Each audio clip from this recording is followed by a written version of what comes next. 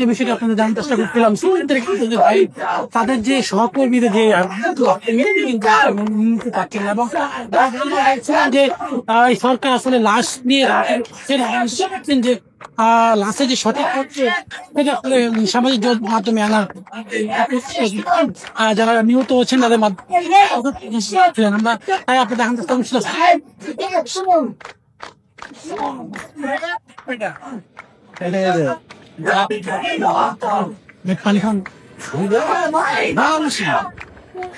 দর্শক যে বিষয়টা আপনাদের দেখার চেষ্টা করছিলাম,